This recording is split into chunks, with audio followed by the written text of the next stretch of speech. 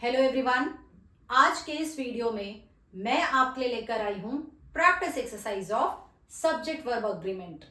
अगर आप अपने इस कॉन्सेप्ट को और भी ज्यादा बेटर करना चाहते हैं तो मेरे साथ प्रैक्टिस कीजिए इस एक्सरसाइज की, जो बहुत ही आसान तरीके से मैं आपको समझा के कराने वाली हूं।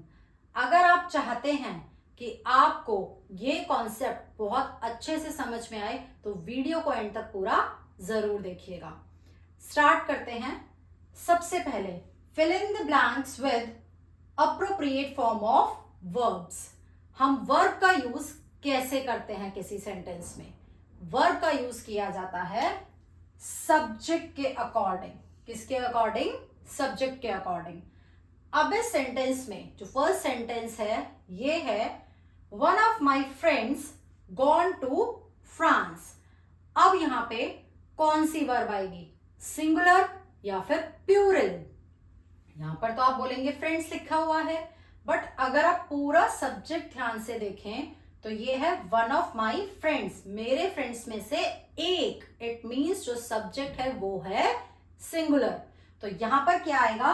गॉन है, हम पास्ट की बात कर रहे हैं, यहां पर आने वाला है present perfect. One of my friends has gone to France.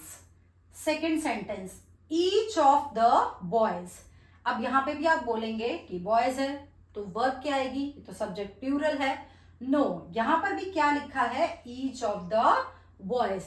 हम सब बॉयज की इंडिविजुअली, स्पेशली, पार्टिकुलरली बात कर रहे हैं, तो यहां पे भी हम सिंगुलर के अकॉर्डिंग यूज करने वाले हैं वर्ब का।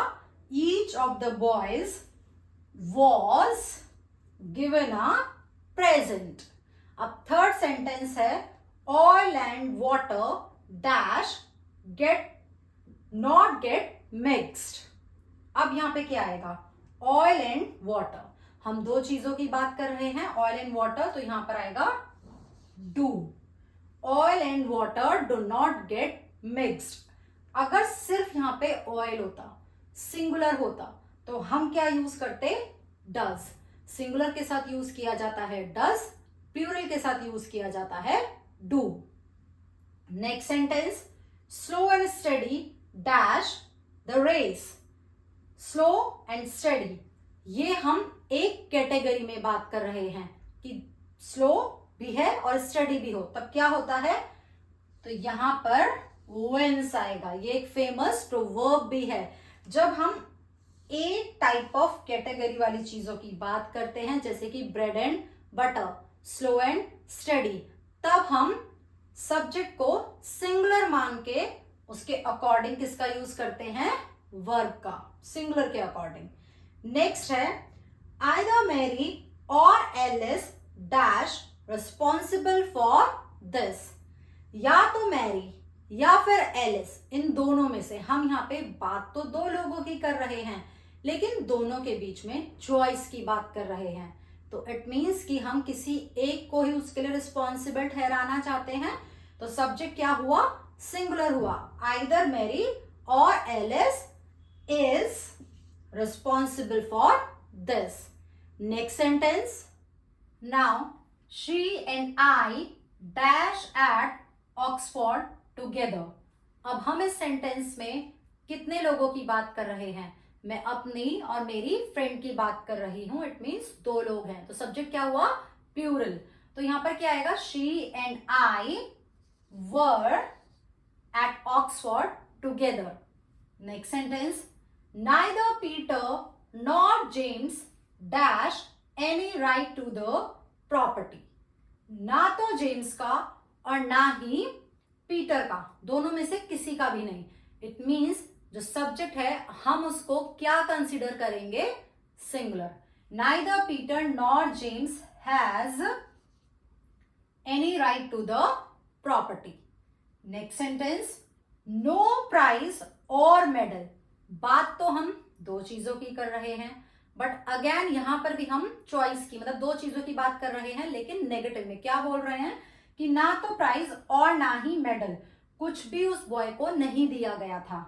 No prize or medal was given to the boy.